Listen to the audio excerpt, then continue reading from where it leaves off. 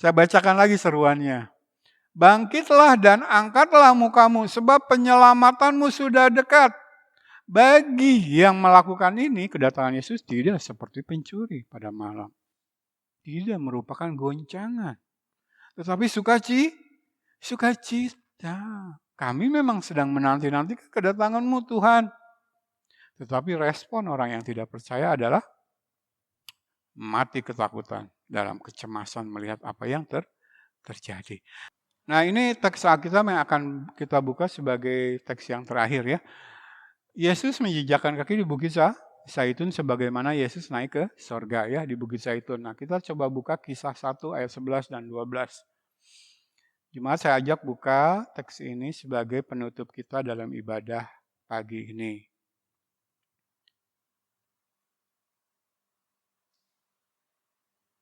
Kisah 1 ayat 11 dan 12, tapi saya akan baca dari ayat yang ke-9. Sudah ya ketemu?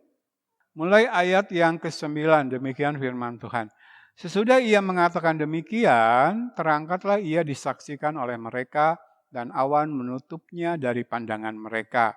Ketika mereka sedang menatap ke langit waktu ia naik itu, tiba-tiba berdirilah dua orang yang berpakaian putih dekat mereka dan berkata kepada mereka, "Hai orang-orang Galilea, mengapakah kamu berdiri melihat ke langit?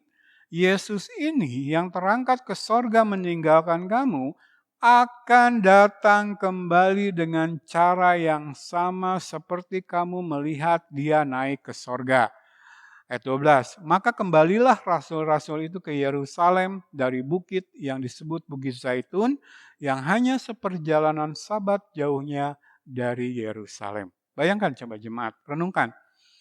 Saat melihat kenaikan Yesus di hadapan mereka di awan-awan, kita bisa membayangkan begitu menakjubkan dan mengagumkan kan pemandangan yang terjadi. Sehingga sementara waktu saya bayangkan nih murid-murid Yesus bengong, takjub, hanyut dalam kekaguman mereka. Sampai malaikat turun kepada mereka, datang kepada mereka dan mengingatkan, "Hei, jangan bengong, jangan diam saja. Yesus yang naik ke sorga di hadapanmu akan turun, akan datang dengan cara yang sama." Nah, kita lihat tindakan murid-murid ini di ayat yang ke-12. Maka kembalilah rasul-rasul itu ke Yerusalem dari bukit yang disebut Bukit Zaitun, yang hanya seperjalanan Sabat jauhnya dari Yerusalem. Untuk apa mereka kembali ke Yerusalem? Setelah sempat bengong menyaksikan begitu mengagumkannya peristiwa Yesus naik ke sorga, lalu malaikat mengingatkan mereka, jangan diam saja, jangan bengong begitu, jangan tidak melakukan apa-apa. Karena Yesus yang naik pada kedatangan yang pertama Natal, dia mati, dia menderita, mati disalib, dikuburkan, bangkit, lalu naik ke sorga. Nah, dia yang naik ke sorga pada kedatangan yang pertama, akan datang lagi pada kedatangan yang kedua. Kamu jangan diam saja. Jangan larut dalam kekaguman gitu kan. Lalu respon murid-murid bagaimana? Maka kembalilah rasul-rasul itu ke Yerusalem. Apa yang dilakukan kemudian oleh murid-murid? Memberitakan Injil, memberitakan bahwa Yesus yang datang pada Natal akan datang lagi. Itu, memberitakan kabar sukacita itu. Beritakan Injil Kristus sampai ia datang. Sebab apa yang telah kuteruskan kepadamu, telah aku terima dari Tuhan, yaitu bahwa Tuhan Yesus pada malam waktu ia diserahkan, mengambil roti dan sesudah itu ia mengucap syukur atasnya. Ia memecah-mecahkannya dan berkata, "Inilah tubuhku yang diserahkan bagi kamu. Perbuatlah ini menjadi peringatan akan aku." Demikian juga ia mengambil cawan sesudah makan lalu berkata, "Cawan ini adalah perjanjian baru yang dimeteraikan oleh darahku. Perbuatlah ini setiap kali kamu meminumnya menjadi peringatan akan aku. Sebab setiap kali kamu makan roti ini dan minum cawan ini, kamu memberitakan kematian Tuhan sampai Ia datang. 1 Korintus 11 ayat 23 sampai 26. Jadi, melakukan sakramen perjamuan kudus, melakukan peringatan akan Yesus Kristus dan karya salibnya, mensyukuri dan menikmati anugerah keselamatan kekal yang kita dapatkan, tidak bisa dilepaskan dari memiliki dan melaksanakan visi dan misi Kristus, yaitu memberitakan Injil-Nya tanpa henti, tanpa lelah, tanpa kompromi, dengan penuh kerelaan, antusiasme, dan keberanian untuk berkorban. Efesus 6 ayat 15, 1 Korintus 9 ayat 16-23, sampai kedatangannya kembali. Yesus dengan jelas memerintahkan kita untuk memuridkan semua bangsa, suku, bahasa di dunia. Matius 28 ayat 19, Wahyu 5 ayat 9. Dia memberi kita Roh Kudus dan kuasanya untuk mencapai tujuan itu. Kisah Para Rasul 1 ayat 8. Dia berjanji untuk menyertai kita sampai akhir zaman untuk tujuan itu. Matius 28 ayat 20. Dan dia berkata bahwa akhir segala sesuatu akan datang, yaitu dia akan datang ketika amanat agung telah dilaksanakan. Matius 24 ayat 14. Dan Injil kerajaan ini akan diberitakan di seluruh dunia menjadi kesaksian bagi semua bangsa, sesudah itu barulah tiba kesudahannya. Dalam pelajaran kitab Zakaria pasal 12-14 ini, kita melihat prinsip kerja Allah dalam karya keselamatannya ketika ia menyelamatkan sisa-sisa Israel dalam langkah-langkah berikut. 1. Pemberitaan Injil Kristus, Injil yang benar, Wahyu 7-14. 2. Pencurahan roh pengasihan dan permohonan, Roh Kudus, roh kebenaran, Zakaria 12 ayat 10. 3. Dimampukan melihat Sang Juru Selamat Yesus Kristus, Zakaria 12 ayat 10. 4. Penyesalan mendalam, hancur hati, duka cita, ratapan, diikuti oleh pertobatan sejati, Zakaria 12 ayat 10-14. 5. Pengampunan dan kelahiran kembali, Zakaria 13 ayat 1.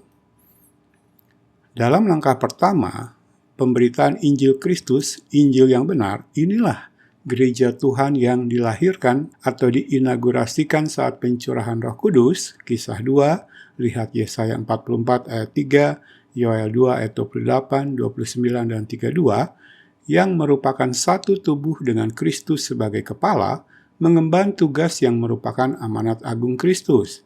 Pergilah, jadikanlah semua bangsa muridku, dan baptislah mereka dalam nama Bapa dan Anak dan Roh Kudus, dan ajarlah mereka melakukan segala sesuatu yang telah kuperintahkan kepadamu dalam wujud penginjilan dan pengajaran firman yang sehat dan sistematis. Matius 28 ayat 19 dan 20, lihat Efesus pasal 4, 2 Timotius 3 ayat 16 dan 17, bandingkan 1 Timotius 2 ayat 4, Titus 1 ayat 1, bandingkan 1 Timotius 3 ayat 2, 2 Timotius 2 ayat 2 dan 24, Titus 1 ayat 9, sambil tak henti-hentinya berdoa supaya Allah melakukan langkah 2-5. Musuh gereja adalah rupa-rupa angin pengajaran oleh permainan palsu manusia dalam kelicikan yang menyesatkan, Efesus 4 ayat 14, yaitu tipu muslihat iblis, Efesus 6 ayat 11 dan 12. Itulah kehidupan kekristenan sejati. Itulah iman yang benar dengan visi yang rohani dan kekal, di mana Kristus menjadi pusat atau Christ-centered, bukan diri sendiri atau self-centered. Itulah dinamika ilahi yang seharusnya dimiliki oleh gereja Tuhan yang memiliki Roh Kudus, gereja yang didirikan oleh Tuhan Yesus Kristus sendiri, gereja yang hidup dan merdeka. Matius 16 ayat 18, 2 Korintus 3 ayat 17. Rayakan Yesus, rayakan. Rayakan Yesus, rayakan. Celebrate, Jesus, celebrate. Yes. Celebrate, Jesus, celebrate. Demikianlah cara gereja Tuhan merayakan Dia. Jadi kekristenan yang benar itu seperti ini loh. Merayakan Natal, kedatangannya yang pertama itu dalam pengharapan bahwa dia akan datang kali yang kedua. Sebagaimana murid-murid menyaksikan terangkatnya Yesus ke sorga begitu mengagumkan, membuat mereka terpana, berdiri melihat ke langit sebelum malaikat datang mengingatkan mereka. Bagi orang percaya yang menyambut berita Injil para murid-murid, ini akan menjadi pemandangan yang sama saat kedatangan Yesus yang kedua. Baik bagi gerejanya yang mengalami rapture, baik bagi sisa-sisa Israel dan non-Yahudi yang baru percaya di masa aniaya. Sehingga ada seruan di Lukas 21 ayat 28 tadi, bangkitlah, angkatlah mukamu, sebab penyelamatanmu sudah dekat. Jadi kita bayangkan setelah malaikat mengingatkan, murid-murid kembali, segera balik ke Yerusalem, apa yang mereka lakukan? Apa yang mereka lakukan? Siap mati demi Yesus, siap mati demi memberitakan Injil Kristus, berita tentang pertobatan dan pengampunan dosa. Siap memberitakan firman apa adanya. Bukan untuk menyenangkan manusia, tapi menyenangkan Dia yang terangkat, yang kami saksikan, yang akan datang lagi dengan cara yang sama. Supaya apa? Supaya ketika kami mengagumi kenaikannya, kami akan menyambut dengan rasa kagum yang sama ketika Dia turun menjemput kami. Itu. Di mana kekristenan kita? Apakah masuk kelompok yang akan menyambut kedatangan Yesus yang kedua dengan kagum, dengan hati penuh kerinduan, berharap, amin, datanglah segera Yesus. Atau kita termasuk kelompok orang yang mati dalam ketakutan dan kecemasan, lari ke gua, lari ke celah di antara gunung, lalu berkata, runtuhlah atas kami, biar kami mati saja. Karena melihat kedatangan anak domba itu di awan, kami menyaksikan murka Allah yang luar biasa di hari itu. Nah, coba jemaat renungkan. Kita selesaikan saja sampai sini pelajaran kita pagi ini. Jadi secara ayat Zakaria, kita baru bahas satu ayat ya, 14 ayat 3. Ketika Yesus menjejakkan kaki di Bukit Zaitun. Tapi perhatikan, segala hal yang menyertai kedatangannya di hari Tuhan nanti. Pertanyaannya adalah, apakah kita termasuk kelompok yang seperti murid-murid? Kita sudah dengar cerita Natal, kedatangan Yesus yang pertama, yang diakhiri dengan penderitaan, mati di atas salib, dikubur, bangkit pada hari yang ketiga, naik ke surga. Kita sudah menyaksikan dalam tanda kutip seperti murid-murid. Dan bagaimana murid-murid begitu menanti-nantikan kedatangannya kembali dengan cara apa? Memberitakan kabar sukacita ini. Maka kita pun akan melakukan hal yang sama. Sambil menanti-nantikan kedatangannya yang kedua dengan begitu kerinduan, begitu antisipasi, kita berusaha mengajak sebanyak orang bersama-sama dengan kita. Menyambut kedatangannya yang kedua.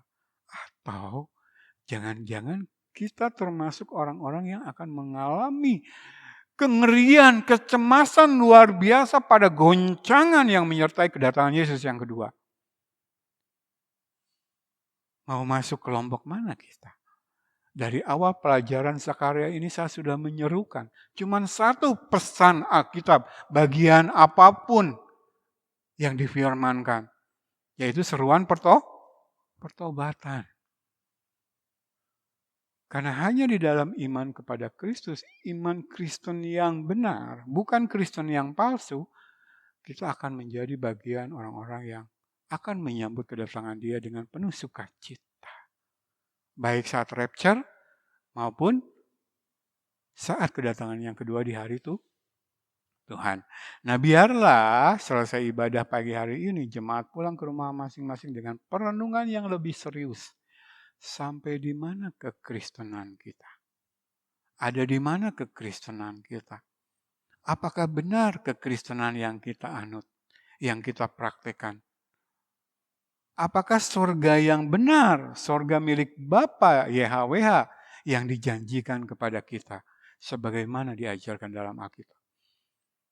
Ataukah surga yang lain, yang diberitakan oleh nabi-nabi palsu, walaupun dari mimbar gereja, yang lewatnya ditawarkan damai sejahtera palsu, yang berasal dari antikristus dan dari iblis.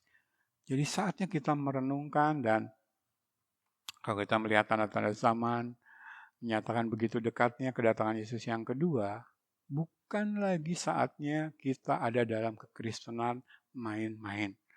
Bukan saatnya lagi kita ada dalam kekristenan apa adanya atau seadanya.